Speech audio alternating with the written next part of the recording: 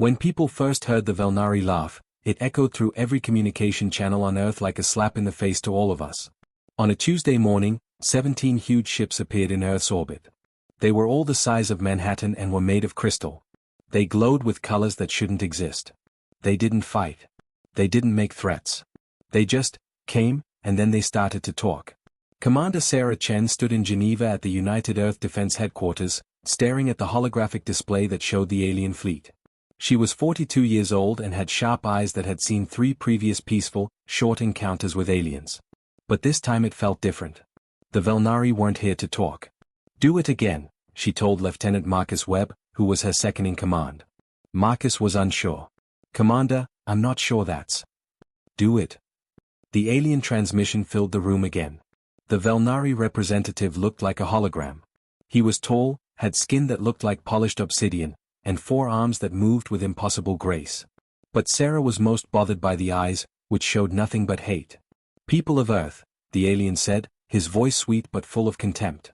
"We are Chief Engineer Zalthor of the Velnari Collective. We have been watching your strange civilization for a while now. To be honest, your attempts to explore space are embarrassing." Sarah's jaw tightened. The alien kept talking, a smile on his face. "You still use rockets. Combustion. And worse, you are still stuck to your planet's gravity like babies clinging to their mother. We mastered anti-gravity technology 3,000 years ago. Your species is still crawling when the galaxy has been running for eons." There were other Velnari engineers behind Zalthor, and they were laughing. Actually making fun of people. "We have not come to conquer," Zalthor said, waving one of his hands in a dismissive way. "We have come to observe. To study how a species so primitive has survived this long. Think of us as anthropologists looking at an ancient culture. Don't worry, we won't interfere with your natural development. That would be wrong. We will just watch and write down how you deal with basic physics." The transmission was over. Everyone in the conference room stopped talking. 50 of the most important military leaders, scientists, and politicians on Earth sat in stunned shame. Some people were so angry that their faces turned red. Some people were very pale because they were embarrassed. Dr. James Rodriguez, the best astrophysicist on Earth, looked like he wanted to sink into his chair. "They called us primitive," said Ambassador Liu from the Asian Coalition in a low voice. "Right in front of the whole galaxy." "The transmission was sent out on every known frequency," Marcus said quietly. "Every species that travels through space in this area heard it. We're a joke now." Sarah felt like the weight of her job was crushing her. She had been in the Earth's Defense Force for 20 years, moving up through hard work and skill. She had helped the Andromedans and the Centauri merchants make peace treaties and trade deals. But this? This was not the same. The Velnari didn't want peace or trade. They wanted to make us look bad. It got worse over the next 3 days. The Velnari ships flew lower into Earth's atmosphere and did aerial stunts that went against everything humans knew about physics. They moved without any thrust, turned without any momentum, and sped up without any visible propulsion. Their ships floated through the sky like leaves on the wind, with no pull from gravity. They wrote down everything. Zalthor went to the International Space Station himself. The video was shown all over the world. He walked down the halls, pointing at our gear with a barely hidden smile. He laughed, and his voice sounded like chimes. "This," he said, tapping a wall, "is your solution to zero gravity? Velcro? And handrails? We got rid of the need for such accommodations thousands of years ago." Captain Rebecca Mills, an astronaut and one of the best on Earth, tried to keep her dignity. "We use what we have. Gravity is a basic force, and we can't just ignore it." "No," Zalthor said, and his smile grew bigger. "You can't. That's exactly the point. Your own planet limits you, binds you, and keeps you prisoner. We have grown beyond such limits." Rebecca's face turned red with rage, but she didn't say anything. What could she say? The mood on Earth was terrible. There were a lot of memes on social media that made fun of themselves. News channels ran endless segments about how technologically inferior humans are. Some people got angry and said that Earth should fight back. Some people got depressed and wondered if our species would ever catch up to the rest of the galaxy. But in a secret building 3 miles below the Rocky Mountains, people were talking about something very different. Dr. Elena Vasquez, head of the Gravitational Research Initiative, stood in front of a secure video conference with only 5 people in the world who knew what she was going to say: Commander Sarah Chen, President Margaret Thompson, and 3 other people whose names were kept secret even in classified documents. Elena was 57 years old. She had gray hair pulled back in a tight bun and eyes that burned with intensity. She had been studying something that most people didn't even know about for 30 years. Elena said with no emotion, "They're idiots." President Thompson looked surprised. "Excuse me?" "The Valnari. They're brilliant engineers, yes. Their anti-gravity technology is amazing. But they're idiots." Elena pulled up a holographic display that showed Earth slowly spinning. "They think they know what gravity is because they can fight it. They don't. They have no idea what it really is." Sarah bent over. "Tell me more." Elena took a deep breath. This was the moment when 30 years of secret research would either save the world or sound like the crazy ideas of a scientist who was desperate. She started by saying, "Gravity isn't just a force. Einstein figured out that it's the curvature of spacetime itself a century and a half ago, but he didn't fully understand what it meant. Every planet, star, and big object in the universe makes its own unique gravitational signature, like a fingerprint in the fabric of reality. I know about general relativity," President Thompson said carefully. "What does this have to do with?" "Earth's gravitational signature is one of a kind," Elena said. "Totally one of a kind. We didn't get it until 15 years ago." She brought up another display, this one with complicated math problems that made Sarah's head hurt. "Deep in the core of the Earth is something we call the nexus point. It's where the gravitational field of our planet doesn't just bend spacetime. It makes a pocket, a possible singularity that has been stable for 4.5 billion years.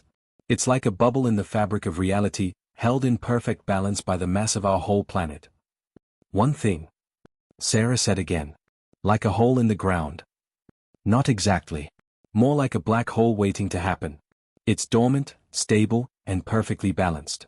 The pressure and density at Earth's core, along with the rotation of our planet and the gravitational pull of our moon and sun, have made something that shouldn't exist according to normal physics. But it does. Right below our feet." President Thompson's face went from doubtful to very interested. "Can it be used as a weapon?" For the first time, Elena smiled. "Madam President, we've been making the weapon for 15 years. All we needed was someone dumb enough to give us a reason to use it."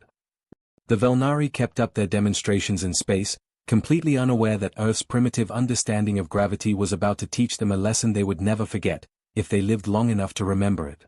Zalthor was on the bridge of his flagship, the Celestial Pride, with his engineering team all around him. They were watching videos of human spacecraft, making fun of the inefficient crude chemical rockets, and laughing at how bad they were. "Did you see their most recent Mars mission?" one engineer asked, her 3 eyes shining with joy. "They lost 2 ships just trying to land. And they call themselves spacefaring." Zalthor nodded, but something was bothering him. A small detail that didn't make sense. "Have you noticed," he said slowly, "that people have lived on this planet for millions of years, even though their technology isn't very good? Their gravity is 1.2 times stronger than most habitable worlds. Doesn't that seem strange?" Another engineer waved their hand in a dismissive way. "They grew up here. They're used to it. Nothing special." "Maybe," Zalthor said. But that annoying feeling stayed. He pulled up a scan of Earth's gravity. Normal readings. A rocky planet with an iron core that spins nicely and a moon that makes the tides interesting. Nothing out of the ordinary. There is nothing to be afraid of. He didn't care about his worries. Zalthor sometimes thought that primitive was just primitive. There was no secret power or hidden wisdom. People were just behind, and it would take them thousands of years to catch up, if they ever did. It was the worst thing he had ever done in his long life. Dr. Elena Vasquez walked through hallways that weren't supposed to be there 3 miles below the Rocky Mountains. Since 2040, when a seismic research team found something impossible deep in Earth's mantle, the Gravitational Research Initiative, or GRI for short, had been working in complete secrecy. As Elena walked to the central laboratory, her footsteps echoed off the reinforced titanium walls. She walked past armed guards who nodded in respect. Everyone here knew how important what they were protecting was.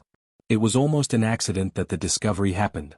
Thomas Park, a graduate student, was looking at data from the 2039 Chilean earthquake when he saw something strange, changes in gravity that shouldn't happen. Small changes in gravity that came from deep within the Earth, like a heartbeat. At first, everyone thought it was a problem with the equipment. Then they thought it could be thick pockets of strange minerals. But when they looked more closely at the data, which included decades of seismic readings from all over the world, they saw a pattern. A structure. There was something planned and organized about how gravity worked at the center of the Earth. Elena had been brought in at that time. She walked into the main lab, which was a huge room carved out of solid rock and filled with sensors that could pick up changes in gravity that were smaller than an atom. The resonator was in the middle of the room. It was a machine that looked like a cross between a particle accelerator and a cathedral organ. It had thousands of perfectly tuned gravitational field generators arranged in a perfect sphere. Thomas Park, who is now 42 and the second in command of GRI, looked up from his desk. His hair had turned gray from stress, but his eyes still had that spark of curiosity that had led him to find the nexus point in the first place. He said, "We're ready." Elena's heart raced. They had spent 15 years doing research, running thousands of simulations, and getting billions of dollars in secret funding. Now they were going to see if their theory was right. Could they really weaponize Earth's gravitational core? "Run the test sequence," she said. Thomas nodded and started to type commands. 30 other scientists and engineers took their places around the room. Everyone wore safety gear, even though it wouldn't help if something went wrong. If the nexus point became unstable, everyone on Earth would die with them. Starting harmonic resonance in 3, 2, 1. The resonator started to hum. It wasn't very loud, since sound doesn't travel well through gravitational fields, but everyone in the room could feel it in their bones, teeth, and the very marrow of their bones.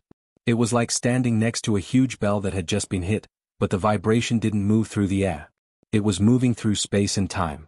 Data streamed in on the holographic displays faster than human eyes could see. The resonator was sending exactly tuned gravitational pulses down through 3 miles of rock, through the mantle, through the outer core, and all the way down to the nexus point at the center of the Earth. Dr. Sarah Kim shouted from her station, "Nexus point responding. Gravitational variance going up by 0.003%.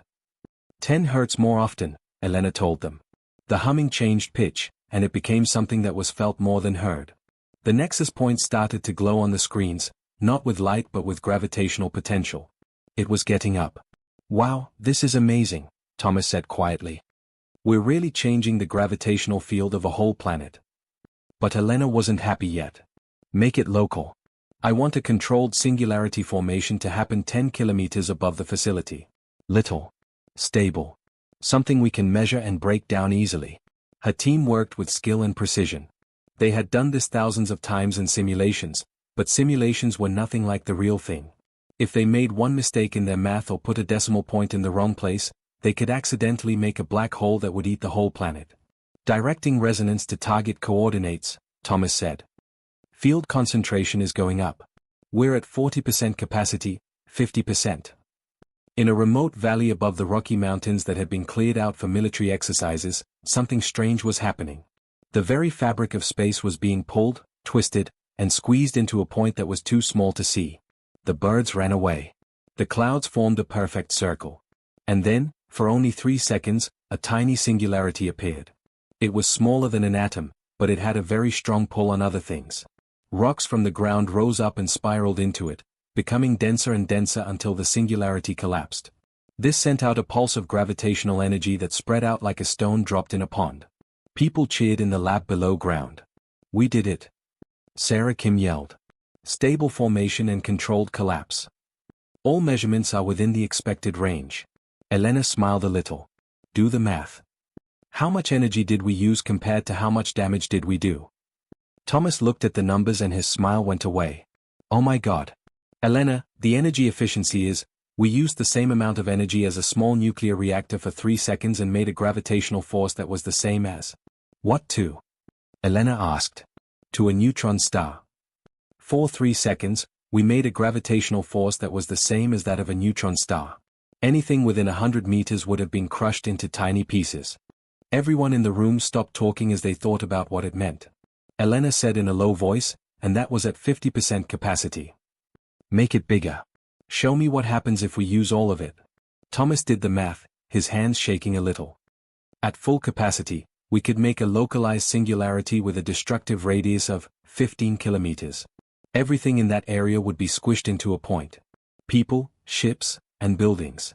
It all came down to a ball of matter the size of a marble. And what if we pulse it?" Elena wanted to know. Multiple singularities in a row. More math. Thomas's face had turned white. "In theory, we could make a cascading gravitational collapse. Every singularity would make spacetime less stable in its area, which would make it easier to make the next one. We could. Elena, we could wipe out a whole fleet of ships in a matter of seconds. Dr. Sarah Kim spoke up, her voice full of worry. But what about the moral implications? That's for people above our pay grade, Elena said firmly. It's our job to make sure the weapon works. President Thompson and Commander Chen will have to decide if they want to use it. But Helena could feel the weight of what they had made even as she said it. The Velnari made fun of humans for being stuck in gravity and being prisoners of this basic force. They didn't know that people had learned how to use the thing that kept us on Earth as a weapon. At the same time, the Velnari were getting braver in space. The Velnari High Council had given Zalthor permission to do a cultural observation study of Earth. In practice, this meant that his ships were now hovering over big cities and talking about how bad humans' infrastructure was. Look at the ground-based transportation, Zalthor said as his ship hovered over New York City. They still use cars with wheels on the roads. The inefficiency is unbelievable. 5,000 years ago, our ancestors stopped using these kinds of methods. Commander Sarah Chen watched the broadcasts in Geneva with barely controlled rage. The Velnari came up with new ways to make people feel bad every day. They made fun of our buildings, so dependent on structures that don't fall down, how quaint, our farming, they still grow food in dirt, and our space program, chemical rockets in the year 2065, it's like watching cavemen discover fire. But Sarah now had a secret. She had read about GLI's research and knew what Elena's team had done. The question was if they would get to use it. 2 days later, the answer to that question came. Zalthor's ship flew lower over Beijing, so low that people on the ground could see the details of the crystalline hull. He was in the middle of a broadcast, telling the galaxy how adorably humans still used elevators to get from one floor to another, when something happened. A Chinese military base, feeling insulted beyond what they could take, fired a warning shot, a regular missile that was never meant to hit anything, just to say, stay back. The missile never hit the Velnari ship. It just stopped 10 meters from the hull, floating in midair because of an anti-gravity field. Then it was slowly lowered to the ground, where it turned off. Zalthor's face changed. The fun went away, and in its place came cold anger. Was that, he said slowly, an attack? The Chinese military rushed to send messages of diplomacy. That was a mistake. An officer who is out of control. We are sorry.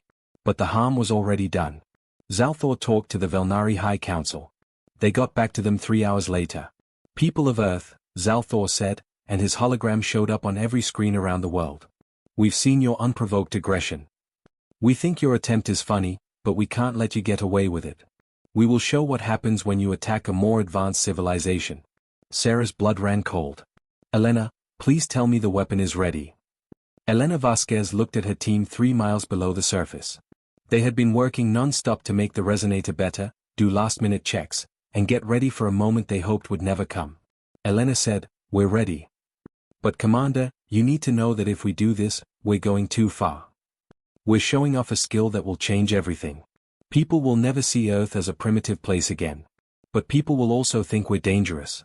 The Velnari are about to attack civilian populations to teach us a lesson. We don't have any other options." The secure channel picked up President Thompson's voice. "I'm giving permission to use the weapon. The Velnari flagship, Zalthor's ship, will be the target, Dr. Vasquez. Before we go any further, I want him to know exactly what he's up against. Make it great." Elena nodded slowly. "Got it, Madam President. We'll show them something they'll never forget." Elena couldn't help but remember something her mentor had told her years ago as her team started to target sequences. The most dangerous thing in the universe isn't power, it's underestimation. Don't underestimate your enemy, they could be much more dangerous than you think. The Velnari didn't think humans were as smart as they were. They made fun of how little we knew about gravity, not realizing that sometimes people who fight against a force understand it better than people who just ignore it. They were about to learn that lesson the hard way. Zalthor got ready to fire a warning shot at an empty part of the Australian outback while in orbit. The shot would make a crater that could be seen from space and would make people understand their place in the cosmic hierarchy. He never had the chance. At 14:47 Greenwich Mean Time, the activation sequence began. The resonator came to life with a power it had never had before deep in the Rocky Mountains. Every gravitational field generator in the perfect sphere pulsed in sync, sending waves of precisely tuned spacetime distortion down through miles of rock and metal, through the mantle where temperatures could melt steel in seconds, down to the outer core where liquid iron swirled in currents that made Earth's magnetic field, and finally to the nexus point itself, the impossible singularity that had been sleeping at the heart of our planet for billions of years. Dr. Elena Vasquez stood at the central control station, her hand steady even though she was about to do something very important. 30 scientists kept a close eye on their stations all around her. There was no room for mistakes. If they made one mistake, they could throw off the entire gravitational field of Earth and tear the planet apart from the inside. Resonance frequency locked, Dr. Thomas Park yelled. Nexus point responding to harmonic pulse. Gravitational variance is growing at an exponential rate.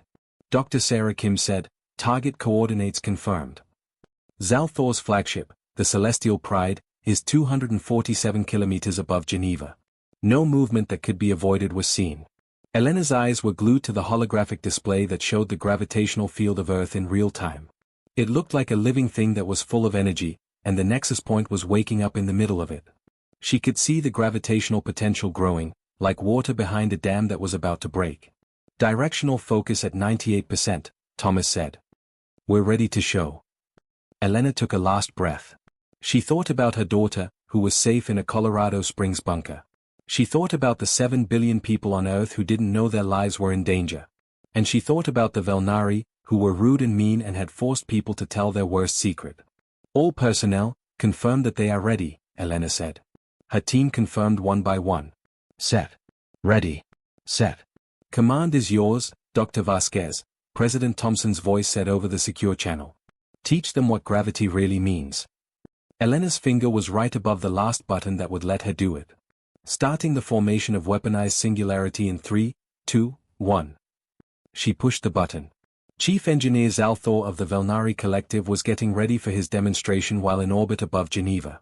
The main display on the Celestial Pride showed the Australian outback, specifically a remote desert area where his warning shot would create a crater 3 kilometers wide. Enough to get your point across without killing anyone. In the end, the Velnari weren't monsters. They just believed in a hierarchy, and people needed to know where they fit in. Charge the kinetic pulse cannon, Zalthor said. Minimum power. We don't want to destroy their planet, we just want to teach them. Dalmara, his weapons officer, nodded and started the charging sequence. Time to fire, 30 seconds. Zalthor sat down in his command chair, happy with how things were going. People would remember this lesson for a long time. In a few hundred years, maybe people will thank the Velnari for teaching them to be humble. That's when everything started to go wrong. The first sign was a tremor. Not on the ship. Velnari ships didn't shake because their inertial dampeners were perfect. It was in space-time itself. Zalthor felt something was wrong deep down, and his forearms tensed up without him meaning to. What was that? He asked. Kelvan, his science officer, was already working hard at his station. I'm seeing huge changes in gravity coming from the surface of the Earth. Not the surface, but the core. The whole gravitational field of the planet it's moving. This is something I've never seen before. Elaborate, Zalthor snapped, but he felt another tremor even as he spoke. This time, it's stronger. The gravitational signature of Earth is changing, Kelvan said, his voice getting higher with worry. It's not happening slowly, it's on purpose. Managed. It's like someone is playing with the planet's whole gravitational field like it's a musical instrument. Zalthor's eyes got bigger. That's not possible. You can't just change the gravity of a planet. The energy needs would be. Apparently, you can, Kelvan said, breaking protocol in his panic. And they are. Gravitational readings are going up. Whatever they're doing, it's focused on, oh no. No, no, no. What? Zalthor asked. It's looking at us. The distortion in gravity is aimed at where we are. It's as if they're making a lens that focuses all of Earth's gravity into a beam that goes straight to.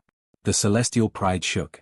Not because of an impact, but because the space around the ship was being pulled, twisted, and compressed. The alarms on the bridge went off. The emergency lights turned red. Zalthor then saw it on the main screen, a point in space right in front of the ship where reality was falling apart. A singularity was taking shape. Get out of the way. Zalthor yelled. Engines at full power. Get us away from. Even though the Celestial Pride had a lot of advanced technology, it couldn't outrun gravity. The singularity looked like a hole in space that pulled everything around it with an impossible force. The ship's anti-gravity systems screamed in protest, trying to fight the pull, but they weren't made to do that. They were made to cancel out planetary gravity, not fight a forming black hole. The view screen showed something that couldn't happen, stars bending around the singularity and their light twisting into spirals as spacetime itself warped. And the celestial pride was being pulled toward it, meter by meter, even though the engines were working as hard as they could. "We can't get away," Dalmara said, her 3 eyes wide with fear. "The force of gravity is getting stronger at an exponential rate. Our systems that fight gravity are too much." Zalthor was horrified to see the truth hit him. The humans weren't primitive. They had waited. The Velnari had learned how to float free of gravity, but humans had learned how to understand it, control it, and even use it as a weapon. Gravity is the force that holds the universe together. The celestial pride made a noise that no Velnari ship should ever make. The hull, which was made of a crystalline composite that was stronger than diamond, started to crack because of the impossible gravitational stress. Equipment came loose from its mounts and was pulled toward the singularity. A junior engineer was pulled toward the front viewport, but Dalmara caught him with 2 of her arms. "Structural integrity at 60%, someone yelled. "Breaches in the hull on deck 7 through 12. Zalthor made a choice out of desperation. "Send out a signal of surrender. Tell them to stop. We give up." Kelvan sent the message on all frequencies in a panic. "This is the celestial pride of the Velnari collective. We give up. We give up. Stop your attack." For 3 eternal seconds, nothing happened. The singularity kept getting bigger, and now it was the size of a basketball. Its gravity was strong enough to pull the ship's atmosphere away. Crew members held on to anything that was bolted down as things that weren't flew away. Then, just as suddenly as it started, it stopped. The singularity fell apart, sending out a wave of gravitational energy that spread out like a shockwave. The celestial pride was thrown back, spinning through space. Its systems failed, and its crew was hurt but still alive. Zalthor pulled himself back into his command chair when the noise stopped. He was having trouble breathing. His hands were shaking. His bridge crew looked like they had seen death itself. He was able to say, "Damage report." Kelvan's voice sounded empty. 30% of the ship's structure is damaged. The antigrave systems are completely broken. We're using chemical thrusters to move. Just like the people. Everyone saw the irony. There was a message from Earth. The main screen showed Commander Sarah Chen's face. She seemed calm, professional, and completely in charge. "Chief Engineer Zalthor," she said in a calm voice, "that was a demonstration at about 30% power. We could have turned your whole ship into a dot the size of a marble, but we didn't. Think of it as a lesson in humility." Zalthor could hardly talk. "How? How can this be? You can't use planetary gravity as a weapon. The energy needs alone." "Our lot," Sarah agreed. "But when you've been studying gravity for thousands of years and have had to deal with it, fight with it, and really understand it because you couldn't just ignore it, you learn things. Things that civilizations with advanced anti-gravity technology don't even bother to look for." She bent over. "You said we were primitive. You made fun of how much we depend on gravity. But Chief Engineer, gravity isn't a prison. It is the strongest force in the universe. Holes in the ground. Stars made of neutrons. Gravitational waves that move through spacetime itself. We don't have anti-gravity technology, but we do have something better. We know the basics of gravity that your whole civilization has forgotten." Zalthor felt shame burn through him, something he hadn't felt in a long time. What do you want?" "I want you and your fleet to leave our solar system," Sarah said in a flat voice. "I want you to tell your High Council that Earth is not a primitive place. We are a threat. We have turned the very basis of reality into a weapon, and we will not hesitate to use it again if we feel threatened." She stopped for a moment to let that sink in. "But I also want you to say something else to them. Let them know that people are willing to share this information.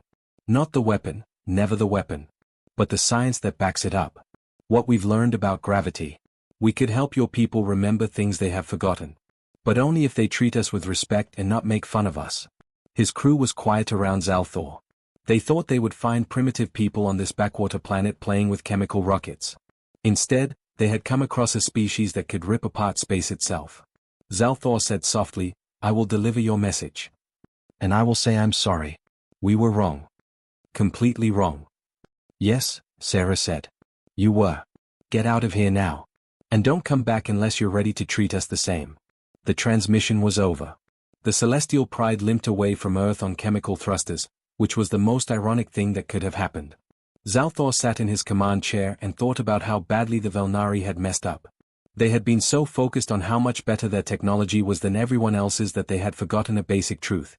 The most dangerous enemy is not the one with the best weapons, but the one who knows the battlefield better than you do. And gravity itself was the battlefield for humans. Dr. Elena Vasquez let herself fall into a chair 3 miles below the Rocky Mountains while her team cheered around her. They had done it. They had used the weapon, and they had done it with such accuracy that it scared the Velnari but didn't kill them.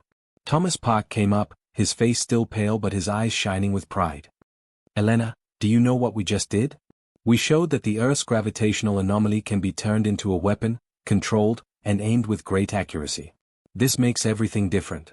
I know, Elena said in a low voice. She looked at the holographic display of Earth's gravitational field, which was now calm again, and the nexus point went back to sleep. I also know that we've just put a target on the whole world. All of the most advanced civilizations in the galaxy will want this tech. Some people will want to trade for it. Some people will want to take it. And some will want to kill us to make sure that no one else has it. Thomas's smile went away. What do we do now? Elena stood up, her resolve getting stronger. We make sure we stay ahead of them. We make the weapon better. We learn everything there is to know about how to control gravity. We hope that showing strength was enough to get us the peace we need. She looked at her team, 30 brilliant scientists who had just become the most important people in the world. We might not be able to show mercy the next time someone threatens humanity.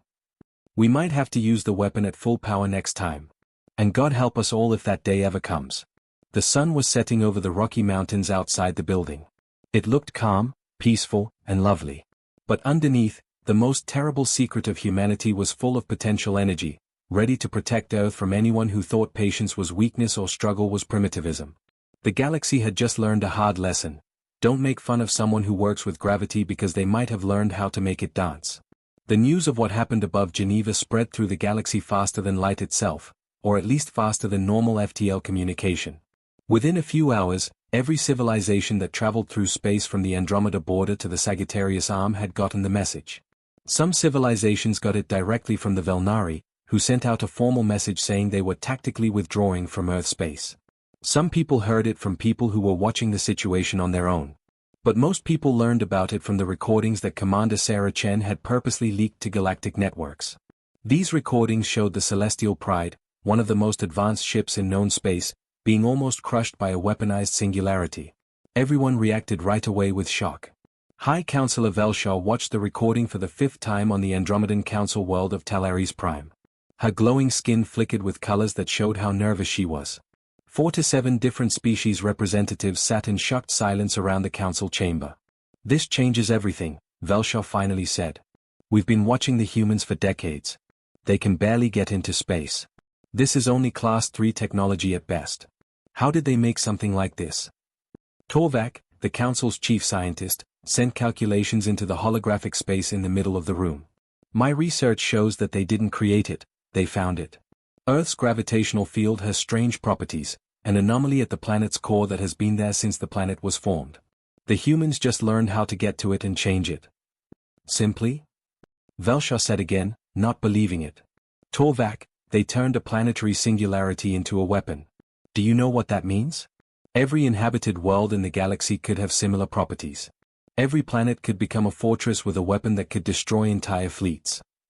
Ambassador Kelvar, who is from the Centauri Confederacy, spoke up. The question is, what do we do about it? The humans have shown that they are willing to use this weapon. The Velnari learned this lesson the hard way. The Velnari were idiots, said General Krixvar, the military representative. They made fun of the humans on purpose and humiliated them in public. What did they think would happen? They thought the humans would be simple and weak, Velshaw said in a low voice. Like we all did. But we were wrong. Very wrong. The argument went on for hours. Some said that we should reach out to Earth right away and offer trade deals and technology sharing to keep people friendly. Others suggested putting the military on quarantine, which would keep people from leaving their solar system until the galactic community could figure out how dangerous the threat was. Some extreme voices even called for preemptive strikes to destroy the weapon before people could make it better. In the end, the Andromedan Council decided to send a diplomatic mission to Earth, but it would be protected by a large military force. They said they weren't trying to scare people, but to show that they cared about people. Velsha wrote the message that would be sent to Earth: "Greetings and congratulations to the people of Earth on your amazing accomplishment. The Andromedan Council asks for formal talks about your recent technological breakthrough and what it means for galactic security. We come in peace, but we come as equals. We look forward to your response." This was the first time in the Council's 1,000-year history that they had treated a Class 3 civilization as equals. On the capital world of the Thaxian Empire, which is halfway across the galaxy, the reaction was much less diplomatic. Emperor Zalkroth, the supreme leader of 17 conquered systems, watched the video with cold, calculating eyes. The Thaxians had built their empire on conquest and subjugation, while the Andromedans valued peace and working together. They were the most powerful military force in their area, and they stayed that way by making sure that no other species could challenge them. Up until now. Admiral Hexval, the Emperor said in a low voice. "Your evaluation." The Admiral, who had fought in 100 battles and had scars to show for it, stood at attention. "My lord, the weapon is unprecedented. Our intelligence suggests it can only be deployed from Earth itself, which limits its tactical applications. However, if the humans learn to miniaturize the technology, or if they share it with other species, it could upset the entire balance of power in the galaxy." "Not okay," Zalkroth said without hesitation. "The Thaxian Empire does not accept the rise of competitors from other species, especially not from a species that only learned to fly in space 50 years ago. My lord, a direct attack would be unwise. The humans have already shown how deadly their weapon is. Any fleet we send could be destroyed before it gets to orbit." Zalkroth smiled, but it was a cold smile that never reached his eyes. "Then we don't send a fleet. Not yet. First, we gather intelligence. I want to know everything about this weapon. How it works, where it's located, what its limitations are. And I want to know if other planets have similar anomalies that could be weaponized." He turned to look at the generals and admirals who had gathered. "Humans have opened a door that they can't close. If planetary singularities can be turned into weapons, then every inhabited world in the galaxy becomes a potential superweapon. We need to make sure that the Thaxian Empire gets that technology before anyone else does." General Vexthorn asked, "What if the people don't want to share it?" "Then we take it by force," Zalkroth said without further explanation. "But quietly. Subtly. We can't afford an open war that might rally other species to Earth's defense. No, we'll use espionage, sabotage, perhaps even assassination if necessary. The humans will learn that demonstrating power is one thing. Holding onto it against a determined enemy is quite another." The orders were sent out. Thaxian spies started to get into Earth's communication networks. Ships were sent to the Sol system, where they were disguised as research probes and merchant ships. And in the Empire's weapons research labs, scientists started looking at every piece of information they could find about manipulating gravity. The Thaxian Empire had lasted for 2,000 years by being ruthless, practical, and always staying one step ahead of possible threats. They weren't going to let a new human civilization mess with that balance. The mood on Earth was complicated. Dr. Elena Vasquez stood in front of a holographic display in an underground facility under the Rocky Mountains. The display showed transmissions coming in from all over the galaxy. More than 300 messages from alien civilizations had come to Earth in the last 24 hours. Some were congratulatory. A few were threatening. Most were just interested. "Wow, this is amazing," Dr. Thomas Park said as he read through the messages. "The Quanari Collective is giving us their quantum computing technology in exchange for research data on how to manipulate gravity. The Cerithian hegemony wants to set up an embassy on Earth. Even the Xanthian free traders are making offers. Can you believe they want to license the weapon for defensive purposes only?" Elena's face was serious. "Thomas, half of these messages are really friendly outreach that are really spying on you. They want to know how the weapon works, where it is, and most importantly, how to steal it or stop it. So, what do we do?" Elena said, "We need to be very, very careful." She got a top-secret report from Earth's intelligence agencies. In the last day alone, our cybersecurity teams have found more than 50 attempts to hack into GRI's systems. 3 unidentified aircraft have tried to get into the airspace above this facility. The CIA is also keeping an eye on at least 20 suspected alien operatives who have somehow made it to Earth's surface. Thomas's face turned white. "They're already trying to take it." "Of course they are," Elena said. "We just showed off the most powerful weapon anyone has seen in hundreds of years. Every advanced civilization in the galaxy either wants it or wants it destroyed. We're the most appealing ally and the most terrifying threat in known space at the same time. She opened another display, this one showing how Earth's defenses were set up. They had moved military satellites around. The sensor arrays on the ground were working at full capacity. And there was enough firepower around the resonator to keep a small army at bay. Elena went on, President Thompson has put the country on a permanent state of high alert. We're also speeding up the building of 2 more resonator facilities, one in Antarctica and one in the Pacific. We need backup systems in case someone tries to destroy this one. When will they be ready to use? 6 months for the Antarctica facility and 12 months for the Pacific one. Until then, this facility is the only place where Earth's main defensive weapon can fail. If something happens to us, the planet is open to attack. It made me think hard. Everyone in the building could feel the weight of 7 billion lives on their shoulders. Commander Sarah Chen was in a secure briefing room in Geneva with people from every major country on Earth. The United Earth Defense Council had called an emergency meeting to talk about the new situation in the galaxy. Sarah said, the Andromedan Council wants to send a diplomatic mission. They're being polite, but they're also bringing a military escort. We count 12 warships. General Martinez, who was speaking for the American Continental Alliance, asked, is that a threat? It's a show of strength, Sarah said. They want us to know they're serious about us, but they also want to make sure we don't think we're invincible. This is actually a pretty smart way to handle things diplomatically. And what about the others? Asked Liu, the Asian Coalition's ambassador. Sarah's face turned dark. We're keeping an eye on 4 to 7 different alien ships that have come into our solar system in the last 24 hours. Most of them are staying outside of Jupiter's orbit and watching. But some are being more aggressive. The Thaxian Empire has at least 3 stealth ships somewhere in the asteroid belt. We don't know exactly where they are, but we know they're there. General Martinez said, the Thaxians are trouble. Our intelligence says they're an empire that wants to grow.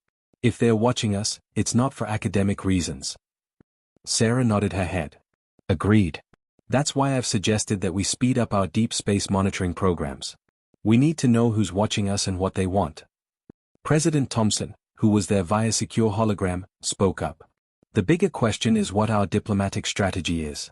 We can't just threaten everyone who comes to Earth, we need friends. But we can't look weak either, said Director Harper of the Global Intelligence Agency. Someone will try to take advantage of us as soon as we show weakness. The Velnari learned that attacking us is a bad idea. Now we need to make sure everyone else learns that threatening us is just as bad. The argument went on for hours. Some people wanted to use Earth's new power to make humanity a major player in galactic politics through aggressive diplomacy. Some people wanted to stay away from aliens, build up Earth's defenses, and not interact with them until humans had caught up with them technologically. President Thompson made the final decision. We engage diplomatically, but from a position of strength. We welcome the Andromedan mission, but we make it clear that Earth is not looking for protectors or overlords. We're willing to cooperate, to trade knowledge, to work with other civilizations. But any attempt to threaten us, to steal our technology, or to subjugate us will be met with immediate and overwhelming force. It was a fine line to walk between showing strength without looking aggressive and being willing to work together without looking weak. Sarah knew it was a dangerous game. If someone makes a mistake or miscalculates, Earth could end up in a war it can't win. The weaponized singularity was strong, but it couldn't do everything. It could only be used from Earth itself. To turn it on, it needed a lot of energy. And it could only hit a small area at a time. Earth might not be able to defend itself if several civilizations attacked at the same time from different directions. That night, Sarah stood on the roof of the defense headquarters and looked up at the stars. Dozens of alien ships were out there watching Earth and figuring out if humans could be allies or if they were a threat that needed to be eliminated. She thought about the Velnari, who were leaving Earth space with their broken ships and hurt pride. She had shown them mercy and shown them that people could be reasonable even when they had a lot of power. But she knew that not all cultures would react the same way. Some people would think that mercy is a sign of weakness. Some people would see humanity's weapon as a problem that needed to be solved. Nice night, a voice behind her said. Sarah turned to see Dr. Elena Vasquez, who had come up from the underground facility for a rare visit to the surface. Is it? Sarah asked. I see possible enemies when I look at those stars now. Elena came to the window with her. I see the same thing. But I also see something else.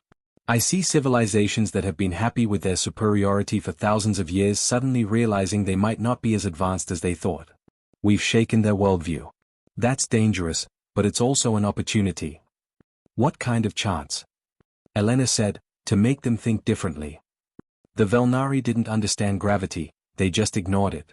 How many other civilizations have done the same? How many shortcuts have they taken, and how much basic knowledge have they lost in their search for faster, easier solutions? We could teach them.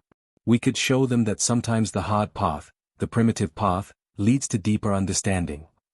A little smile crossed Sarah's face. You're a positive person. Elena said, I'm a scientist. I believe that knowledge can change things. Yes, we've made a weapon. Yes, we've made enemies. But we've also shown something important, that people matter. We're not primitive or backward, we're different, and that difference makes us valuable. Or risky. Elena agreed, sometimes those are the same thing. But I'd rather be dangerous and alive than weak and beaten. They stood together in silence, looking at the stars. They knew that somewhere out there, the galaxy was rethinking everything it thought it knew about people. Earth went from being an interesting place to a powerful one overnight. The new question was whether people could get through the dangerous waters of galactic politics without getting hurt. The next few months would be very important. There would be alliances. Enemies would show their true colors. And somewhere deep inside the Earth, the Nexus Point kept watch in silence, ready to protect people if it was needed again. The galaxy didn't think much of Earth once. Sarah was determined to make sure they never made that mistake again. 6 weeks after the Velnari incident, Earth was in a place it had never been before. The Andromedan diplomatic mission had arrived, and their 12 warships were keeping a respectful distance outside of Mars orbit. There were still negotiations going on, and both sides were being careful and precise, like chess players in the opening moves of a very important game. But the Andromedans weren't the only ones who wanted to know about Earth. Dr. Elena Vasquez stood in front of a holographic map of the Sol system in an underground facility under the Rocky Mountains. It was so crowded that 2 months ago, no one would have believed it. There are at least 73 alien ships in different parts of the solar system right now. Some of them are open about their presence, while others are trying, and mostly failing, to stay hidden. Dr. Thomas Park said, it's like we've become the most popular tourist spot in the galaxy. Everyone wants to see the early humans who made a singularity into a weapon. It's more than that, Elena said as she zoomed in on a group of ships near Jupiter. These ships here are part of the Xanthian trading fleet. They've talked to 6 different civilizations in the last week, sharing information about us. We're not just interesting, Thomas. We're valuable. Information about Earth, our technology, and our abilities has become a commodity. Thomas frowned. That seems like a problem. It's not just a problem, it's a danger. Elena opened another display, this one showing intercepts from Earth Signals Intelligence Network. We found at least 15 different attempts to get into Earth. Some want to steal the resonator technology, some want to destroy it, and a few just want to gather information for future operations. Have any of them worked? Elena's face was serious. 3 that we know of. 1 Thaxian agent made it as far as Denver before we found and arrested them. A Quanari spy actually got into a research lab in Berlin by pretending to be a human using advanced holographic disguise technology. And we still haven't caught the person who hacked into our secondary power grid last week. How did a Quanari trick people into thinking they were human? I thought they had 4 arms. Holographic projection field. Very advanced. The technology is light years ahead of what we have. They walked around Berlin for 2 weeks before anyone noticed that their shadow didn't match their body. Thomas shook his head in disbelief. This is crazy. We show one weapon and now the whole galaxy is trying to steal our secrets or mess with us. Elena said, we should have known it would happen. We upset the balance of power. Now everyone is trying to figure out where they fit in the new order. She opened a secret intelligence report. But this is what really worries me. Our analysts say that these infiltration attempts follow a pattern. They're not random, someone is coordinating them, testing our defenses, and looking for weak spots. Who? We don't know. But whoever it is, they are patient, methodical, and they have resources in many different civilizations. They're playing a long game. An alarm went off in the building before Thomas could answer. The holographic display showed Sarah Chen's face, and she looked worried. Elena, we have a problem. The Andromedan diplomatic mission wants to meet with us in person on Earth. They want to see the resonator facility. Elena's blood turned cold. Definitely not. The location of this facility is a top secret. Even most of the world's governments don't know exactly where it is. I told them that, Sarah said. But they are insisting. They say they can't make smart decisions about Earth's role in the galactic community until they see the weapon and understand what it can do. They are being very diplomatic about it, but the message is clear: show us the weapon or we can't trust you. Elena said, it's a security nightmare. We're giving away our most important secrets if we show them the resonator. The exact location, the technology involved, the energy needs, all of it is at risk. I agree. But President Thompson is under a lot of stress. The Andromedan Council is made up of 47 different civilizations. If we work together with them, Earth will be safe, have trading partners, and have access to technologies we can't even imagine. But we can only do that if we build trust. Elena shut her eyes and thought quickly. The resonator was Earth's main defense, but it was also the only thing that could go wrong. If the Andromedans were allowed to look at it, they might be able to find flaws or, even worse, figure out how to beat it. Give me another option, Sarah said. Because right now, I can either refuse and risk making enemies with the strongest alliance in this sector, or I can let the inspection happen and risk putting our security at risk. Elena's thoughts were racing. Then she had a thought. What if we show them something but not everything? We could give them a tour of a fake facility that looks like the real resonator but is actually a decoy. The real facility would stay hidden.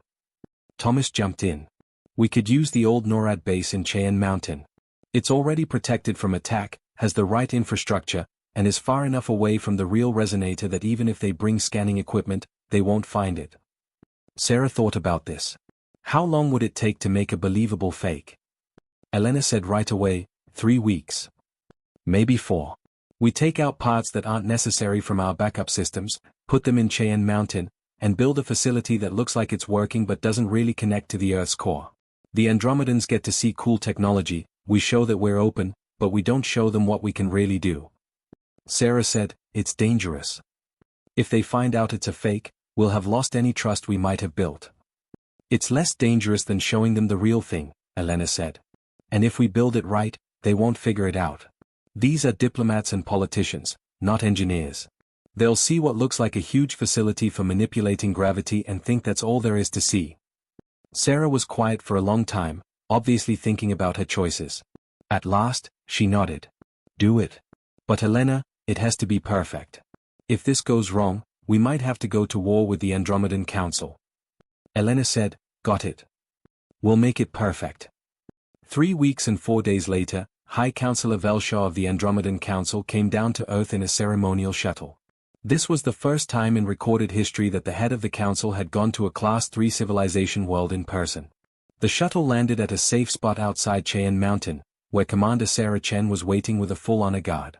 No one had ever seen anything like the diplomatic protocols before. No one knew how to greet a leader who represented 4 to 7 different species, each with its own way of doing things. When Velshaw got out of the shuttle, her glowing skin changed colors, which their research said showed curiosity and cautious hope. She had a small group of scientists, advisors, and security guards with her. Commander Chen, Velshaw said in perfect English. It seemed that the Andromedans had picked up human languages very quickly. Thank you for letting us in. This is a big deal. Historic indeed, Sarah said as she shook Velshaw's hand, which was a human gesture that the Andromedans seemed to have learned. Welcome to Earth. Are you ready to start the tour? They went into the Cheyenne Mountain facility through huge blast doors. Elena's team had done a good job. There were cables all over the place, and the machinery looked impressive and hummed with power. Holographic displays showed what looked like real-time data on gravitational fields. The inside looked like a mix between a particle accelerator and a military command center. Everything was a lie. Elena said, "This is the main control center," as they walked into the main room. She had practiced this speech 100 times. From here, we can change the Earth's gravitational field and, when needed, make focus singularities at certain points in space. Velshaw and her team moved through the facility, checking out the equipment, asking technical questions, and sometimes talking to her scientists in her own language. Elena took her time answering each question, giving details that sounded impressive but were actually pointless. Elena said, "The resonance frequency we use is 14.7 petahertz, modulated in 6-dimensional phase space." She knew the number was technically correct but not completely clear. The real resonator used 14 different frequencies in a complicated harmonic pattern that she wasn't going to tell anyone about. One of Velshaw's scientists, who had compound eyes and skin like crystals, spoke up. These are great facilities, but I'm curious about how much energy they need. Making a singularity takes a lot of power. How do you get it? Geothermal, Elena said without any hesitation. The temperature at the center of the Earth is about 6,000 degrees Celsius. We found a way to tap into that heat and turn it into the exact frequency of gravitational waves we need. It's very efficient. This was partly true. The real resonator did use geothermal energy, but that was only a small part of the story. There was a quantum coupling effect between the resonator and the nexus point itself that gave it the real power.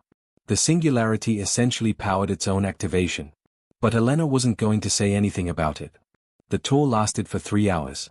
Velshaw's team took measurements, asked questions, and wrote down everything they saw. Even though the building had climate control, Elena could feel sweat running down her back. If one detail didn't match up or one answer was wrong, the whole lie could fall apart. Finally, Velshaw looked at Sarah. This has been very helpful. I have to say, I'm impressed. Your kind has done something amazing. Thanks, Sarah said. We hope this demonstration will help the Earth and the Andromedan Council trust each other. It does, Velshaw said. But I have to ask, this place is very big and complicated. The energy signatures we're picking up suggest a lot of power use. But when your weapon was used against the Velnari, the energy pulse came from a completely different place. Elena's heart stopped. Sarah's face didn't change, but her hand got a little tense. You have more than one facility, Velshaw said. Is this one of them, but not the most important one? It was a long, scary silence. Sarah made a choice. You're right. We have more than one resonator facility. This is the newest one, and it's still being tested. The facility that the Velnari used is in a different location and is still classified. Of course, Velshaw said. I would expect nothing less. Any civilization would protect its main defensive installation. She smiled, which Earth's xenologists had figured out meant she was happy. Actually, Commander, I'm glad. If you had shown us your main facility on our first official meeting, I would have questioned your strategic thinking. It was clear that the tension in the room had gone down.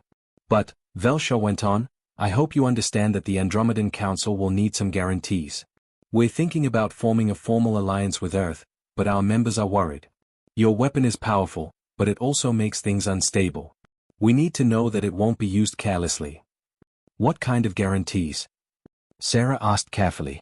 Velshaw suggested a mutual defense pact. Earth agrees not to use the weapon except to protect itself or its allies. In return, the Andromedan Council offers military protection, technology exchange, and political support in the galactic community. We help you understand how to manipulate gravity, and you help us understand how to navigate galactic politics. It was a fair offer. Maybe too fair. We'll have to talk to our government about this, Sarah said. But I can say that Earth wants to work together peacefully. We are too, Velshaw said. We've had enough fighting in the galaxy. Maybe our civilizations can work together to make things better. Elena and Sarah met in a secure conference room deep inside the facility, 3 miles below the Rocky Mountains, after the Andromedan delegation left. She knew, Elena said right away. Velshaw knew we were showing her a fake. Yes, Sarah said. But she didn't call us on it. Why? Because she's smart. She knows we wouldn't show her the real thing, and she respects that. She was testing us to see if we'd lie about having more than one facility. When we admitted it, we passed the test. But now we have a bigger problem, Sarah said. She's suggesting an alliance. That could mean treaties, joint military operations, and maybe even Andromedan troops working with ours. The more we work together, the harder it will be to keep our secrets. Elena nodded slowly. We need to make a decision soon. Do we stay alone and risk making enemies, or do we join the galactic community and risk losing control of our most powerful weapon? Sarah said, there's no good answer. Yes, Elena said. But I do know one thing, the galaxy has changed in the last 2 months, and we can't change it back. We showed our power, and now we have to figure out how to deal with what happened. The stars outside kept dancing, not caring about the tiny beings below who were trying to find their place among them. 2 months after the Andromedan diplomatic mission, Earth had settled into a new normal that wasn't very comfortable.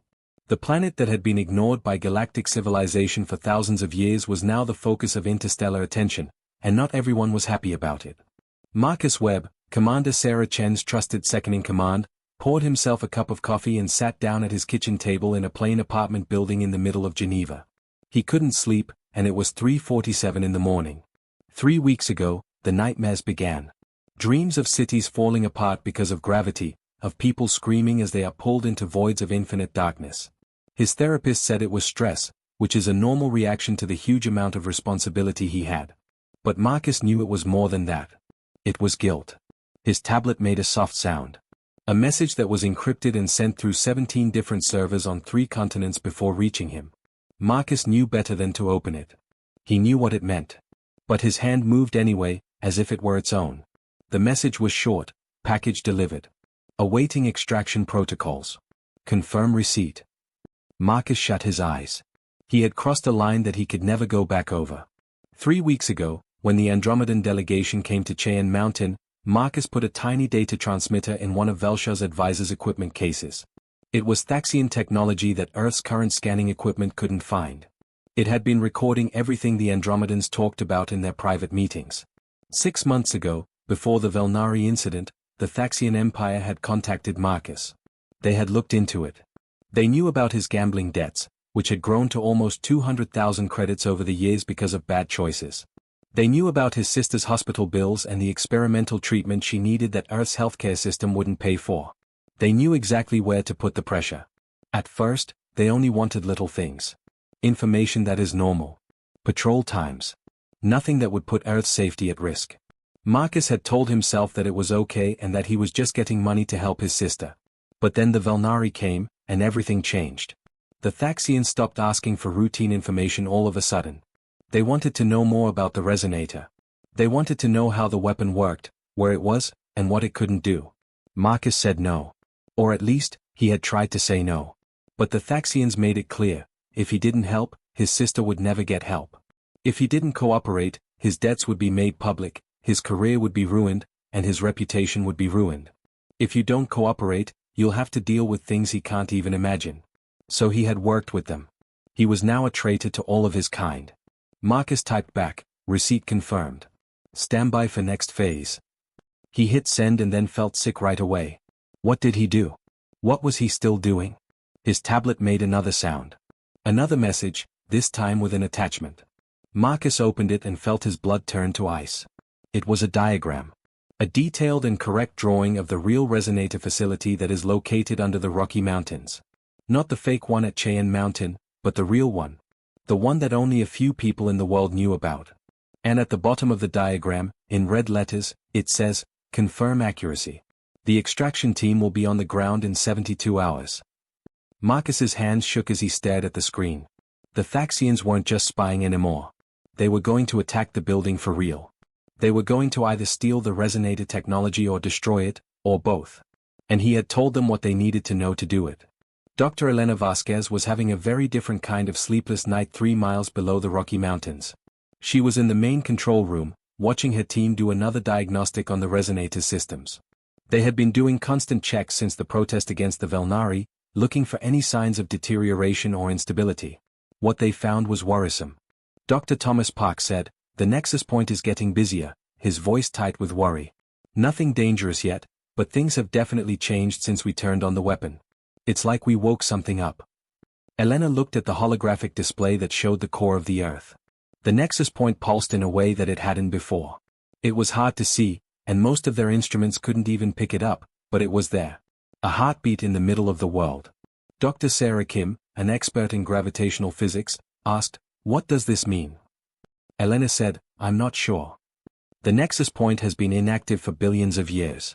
When we turned on the resonator, we made it create a singularity. It's possible that we changed its basic structure or destabilized something. Is it dangerous? Thomas asked. Unknown. The energy readings are still within safe limits, but they are going up.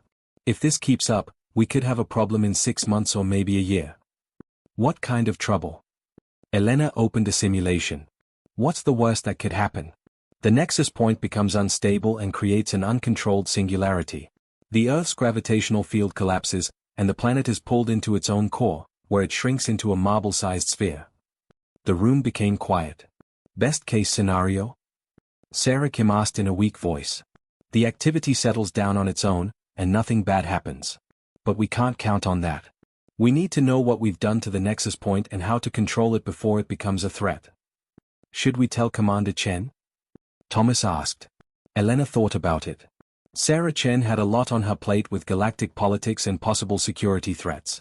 Did they really need to add Earth might implode in 6 months to her list of things to worry about? Elena said, not yet. Let's get more information. Run some tests. See if we can guess how the nexus point will act. If it looks like things are getting worse, we'll sound the alarm. But for now, all we have is a trend line and guesswork. Let's not cause a panic. It was a good choice. It was also a terrible mistake, though Elena didn't know it yet. Commander Sarah Chen and Ambassador Liu sat across from each other in a conference room at the United Earth Defense Headquarters and went over the most recent intelligence reports. The news was not good. Liu said, "We've intercepted communications that show at least 5 different civilizations are actively planning operations against Earth. The Thaxian Empire is the most aggressive, but the Krell Dominion and the Vextar Collective are also making moves." What kinds of operations? Sarah asked. Everything from spying to sabotage to possible military strikes. The Thaxians seem especially interested in getting their hands on the resonator technology. Our analysts think they're planning something big, but we don't know what or when. Sarah could feel a headache coming on behind her eyes. How are we doing with the Andromedan Alliance? What do we think? Negotiations are still going on. High Councilor Velshaw is pushing hard for a mutual defense pact, but some of her council members don't want to do it. They're worried that teaming up with Earth will get them involved in fights with other civilizations that see us as a threat. So we're too dangerous to ignore but too risky to accept, Sarah said. Yes, basically. Sarah got up and walked to the window to look out over Geneva. It looked like the city was peaceful and normal. People going about their lives, not knowing that half of the civilizations in the galaxy were now after their planet. We need to know more, Sarah said. I want to know what the Thaxians are up to before they do anything. Increase surveillance on all known Thaxian operatives. Improve security around the resonator facility. And set up a meeting with President Thompson so we can talk about what to do if a major power really does attack Earth. Liu said, there's one more thing, carefully. We've noticed some strange things happening in our secure communication systems. Nothing definite, but it seems like someone with high-level access has been sending data through channels that aren't allowed. Sarah's blood froze. Are you saying we have a mole? I'm saying we might have a mole. The Global Intelligence Agency is looking into it, but they're being careful. If word gets out that we think someone inside is a threat, it could cause panic. And if we're wrong, we could ruin an innocent person's career. And what if we're right? Then someone who has access to secret information has been putting Earth's safety at risk, maybe for months. Sarah went back to her chair and sat down with a thud. Don't talk about the investigation. But make it a top priority. We need to find and stop the person who is giving information to our enemies before they can do more damage. Got it. When Liu left, Sarah was alone in the conference room, thinking about how she had been betrayed. Trust in her team, trust in her subordinates, and trust in the basic goodness of people had been the basis of her career. It was almost too painful to think that someone she worked with and might even call a friend could be a traitor. But she couldn't afford to be stupid.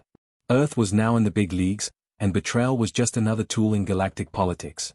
At 7:23 a.m., Marcus Webb got the emergency call. He needed to see Commander Chen right away. No reason given. No background. Now, my office. As Marcus walked to the defense headquarters, his heart raced. Did they know? Did they know what to do? He had been so careful and thorough about hiding his tracks. But maybe being careful wasn't enough. When he walked into Sarah's office, he saw her standing by the window with her back to him. The sun in the morning made her look like a shadow. Commander, you wanted to see me? Sarah turned around. I couldn't read her face. How long have we been working together, Marcus? 6 years, 6 years.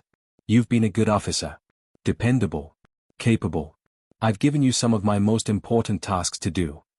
Marcus felt beads of sweat on his forehead. Thank you, This is why it's so hard, Sarah said as she picked up a tablet from her desk. The GIA has been looking into a possible security breach. Someone with high-level access has been sending secret information through channels that aren't allowed. Oh God. They knew. They knew, and that was the end for Marcus. We've narrowed down the suspects to about 15 people, Sarah continued. You're not one of them. Marcus blinked. I'm not. No. That's why I'm putting you in charge of the internal investigation. I need someone I can completely trust to look into this. Someone who is beyond suspicion. The irony was so brutal it almost made Marcus laugh. He was able to say, "Of course, Commander. I'll do whatever it takes to find the traitor." "I know you will." Sarah handed him the tablet. "These are the suspects. Review their files. Look for patterns. Find out who's been compromising our security and bring them to me." Marcus took the tablet with hands that he didn't want to shake. "When do you need results?" "Yesterday. But I'll settle for next week." Sarah's expression softened slightly. "Marcus, I know things have been difficult lately. The pressure we're all under is enormous. If you need to talk, if you need support, my door is always open." "Thank you, Commander. That means a lot." He left her office feeling like he was drowning. Sarah had just put him in charge of investigating himself. The Thaxians would be very angry because they didn't see this coming. But maybe, just maybe, this was Marcus's chance to fix things.